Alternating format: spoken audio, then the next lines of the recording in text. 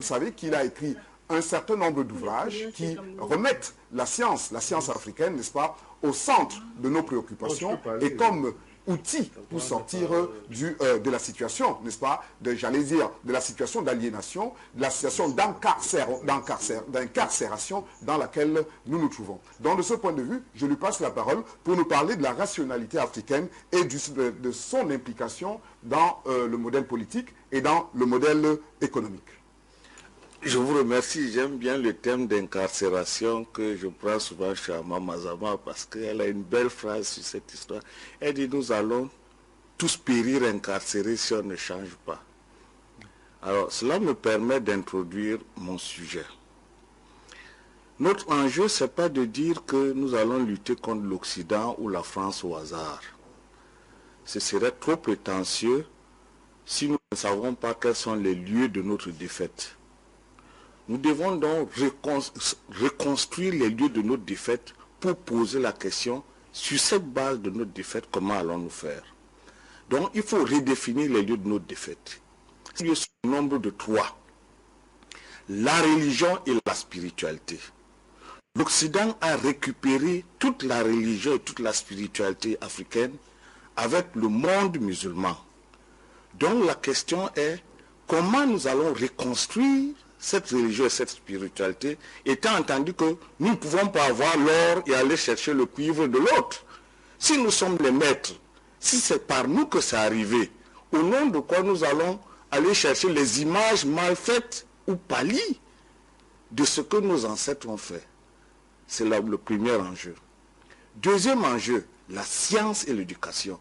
On ne peut pas faire l'éducation sans la science. Parce que ce qu'on met dans l'éducation sont les théories scientifiques.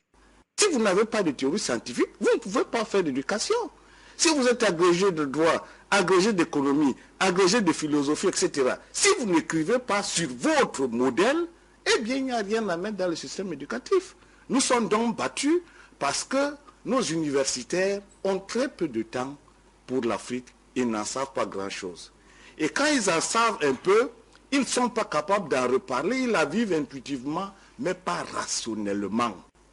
Il faut faire ça rationnellement. Deuxièmement, dans leur volonté de suivre l'Occident, ils ne réussissent pas à suivre l'Occident. Conséquence, nous avons des universitaires qui sont à mi-chemin entre l'Afrique qu'ils ne connaissent pas et l'Occident qu'ils ne connaîtront jamais. Conséquence, nous avons un mal débridé. Et quand nous finissons l'école, nous sommes étrangers à cette culture. Et les enfants que nous enseignons sont 2 fois moins intelligents que nous. La troisième des choses, ce sont les institutions et le capitalisme. Vous ne pouvez pas construire une société sur la base des modèles institutionnels créés par les autres. D'abord, la question du capitalisme. Est-ce que nous sommes capables de capitalisme? C'est une question fondamentale. L'Afrique est née sous la bannière du communautarisme. Mais des Africains prétendent être capitalistes, c'est-à-dire être capables de détruire la communauté, de fonctionner comme l'Occident. Mais il y a plus. L'Occident, pour aller chercher son capitalisme, il est violent. Il détruit. Allons-nous chercher le capitalisme de l'Occident pour prétendre construire l'Afrique? Vous voyez, le drame dans les débats africains, c'est que personne n'a résolu ces questions, mais tout le monde dit on va lutter contre le système néocolonial. Vous voulez lutter contre le système néocolonial, vous ne savez rien de tout ça? C'est donc ça l'enjeu. Je reprends donc d'abord la question de la religion. Problème, l'Asie, la Chine et l'Inde n'ont pas eu besoin du christianisme et de l'islam pour être là où ils sont. D'où vient-il que les Africains soient accrochés au christianisme, à l'islam pour s'en sortir? Le juif est juif, l'arabe est arabe. Vous entendez l'Europe chrétienne? Elle ne veut pas se faire avec l'islam. D'où vient-il que les Africains veulent être africains en n'ayant pas de religion à eux? Ils veulent être africains en étant musulmans, ils veulent être africains en étant chrétiens, ils veulent être africains en étant bouddhistes. Vous voulez créer quelle Afrique dans cette méthode-là? Donc vous comprenez très bien qu'il faut savoir ce que c'est que la religion. La religion a pour but de contrôler les esprits et les comportements. La religion est un enjeu politique, ce n'est pas une question individuelle, messieurs. La question religieuse, c'est une question collective. L'enjeu de la religion, c'est de briser la capacité des faibles à se révolter. Et pendant ce temps, cette même religion n'empêche pas les puissants de continuer à être puissants. Conséquence, si vous êtes dans cette religion, vous êtes perdu.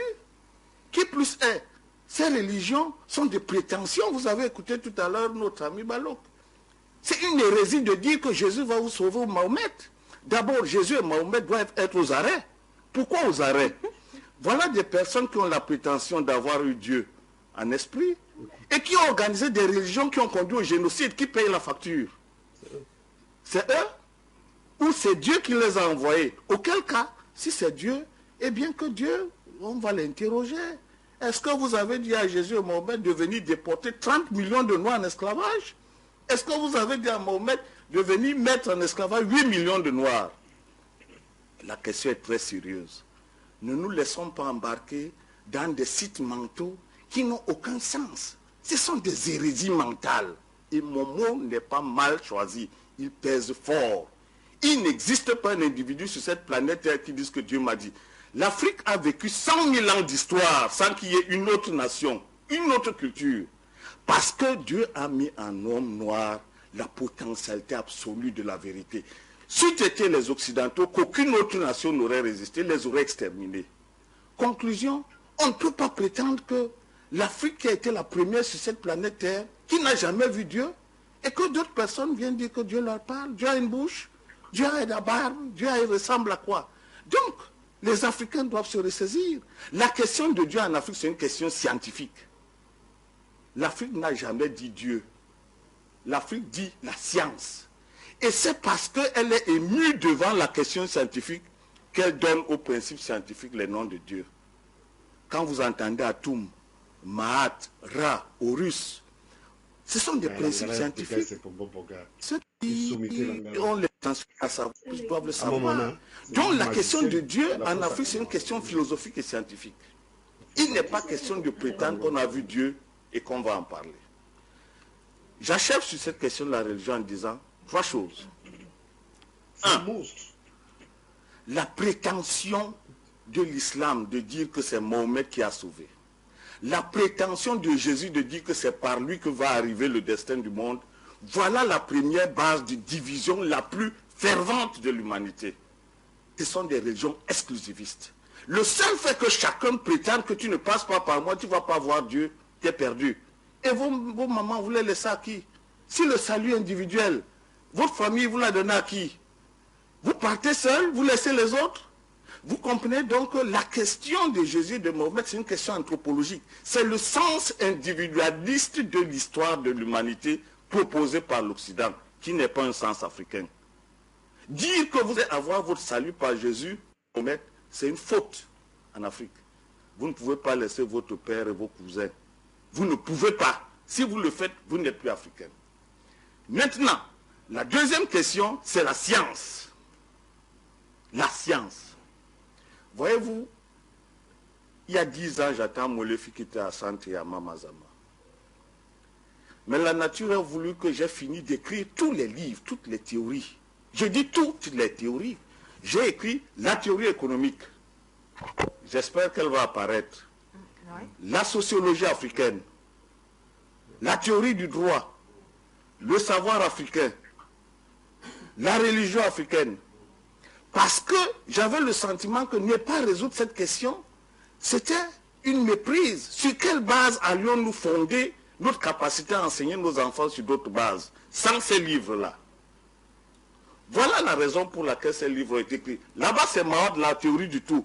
Parce que j'ai le sentiment que la grande théorie que les physiciens de ce siècle cherchent, la théorie du tout, comment rassembler l'infiniment petit à l'infiniment grand, c'est les Africains qui l'ont trouvé. C'est la déesse égyptienne Maat qui représente la forme spirale qui anime l'énergie dans tout le monde entier, dans l'univers. C'est pour ça que l'enfant est couché dans votre ventre sous la forme d'une spirale. C'est pour ça que vous voyez les galaxies en spirale. C'est pour ça que vous voyez les coquilles en spirale. C'est pour ça que tout en spirale. Quand vous ne voyez pas la spirale, c'est tout simplement que la spirale s'est éteinte. En vous permettant, par exemple, vous, Madame Tada, de grandir, vous ne voyez plus que vous êtes faite d'une spirale.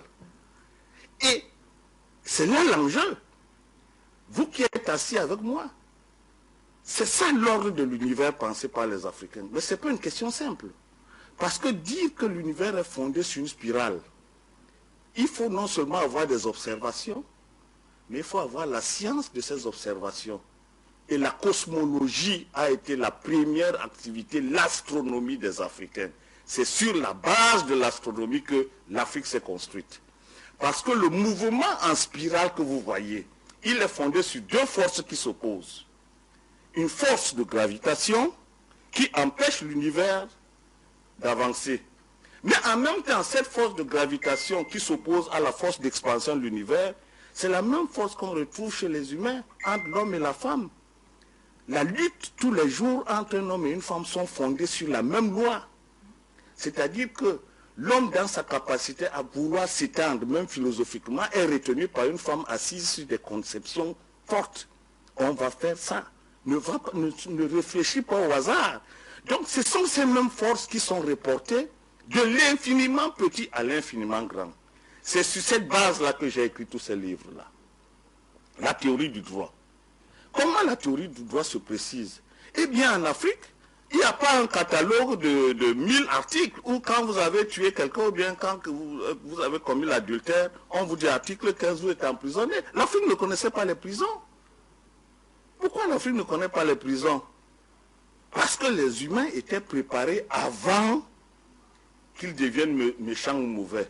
C'est la raison pour laquelle les empires africains du Moyen-Âge et les empires égyptiens n'avaient pas de prison. Parce que les peuples étaient pacifiés et ne croyaient pas du tout en la guerre comme une chose sérieuse.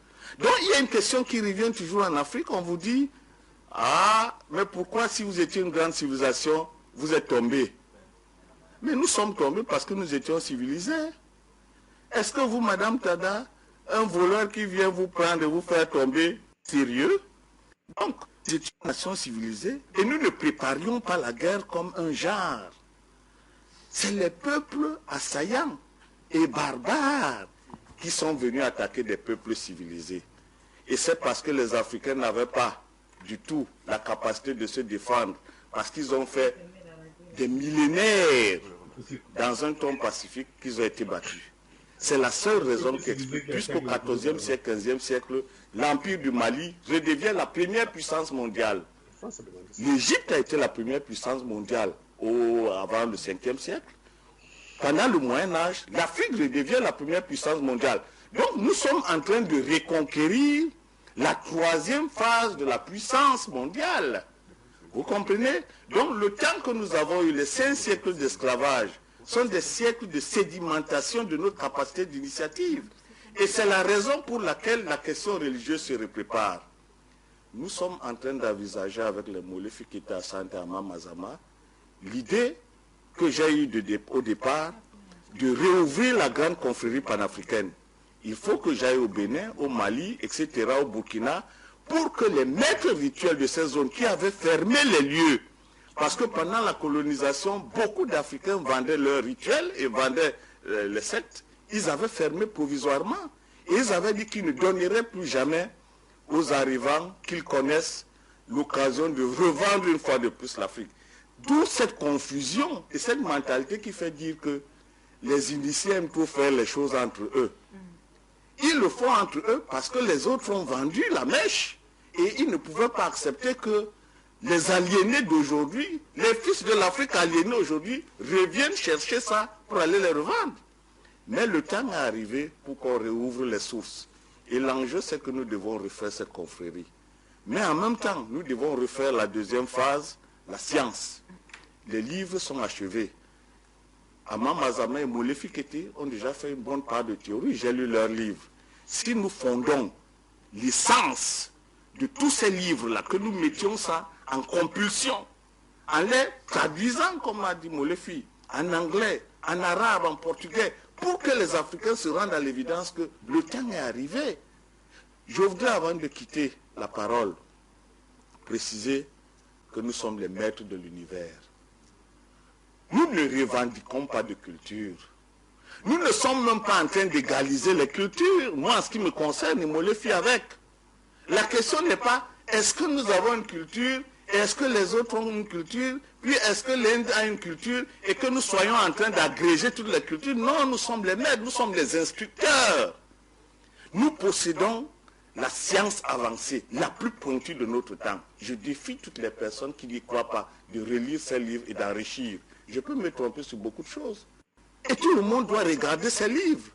Tout le monde doit reprendre les livres de Molefi, tout le monde doit reprendre les livres de Mamazama. Nous ne pouvons pas continuer chaque vendredi à aller à la mosquée et dimanche aller à l'église en temps tout beau, alors que nous avons du travail à faire, bon sang.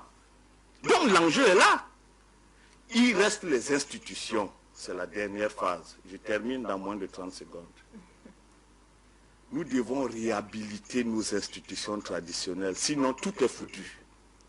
Voyez-vous, quand nous allons à Copenhague, où nous allons demander aux Occidentaux, bon, sans donner nous les moyens parce que nous avons la forêt ici, comment allons-nous faire? Je voudrais vous rappeler que de la forêt pygmée où je viens de Bertois où je vis avec les pygmées, ce sont mes amis. Ils posent la question extraordinaire, les pygmées, comment un homme peut-il couper un arbre? Parce que pour eux, c'est une question extraordinaire. Ils aiment ça pour faire la santé, pour faire la médecine, pour organiser la société. Comment on peut couper un arbre? Dites-moi, entre vous qui êtes civilisés,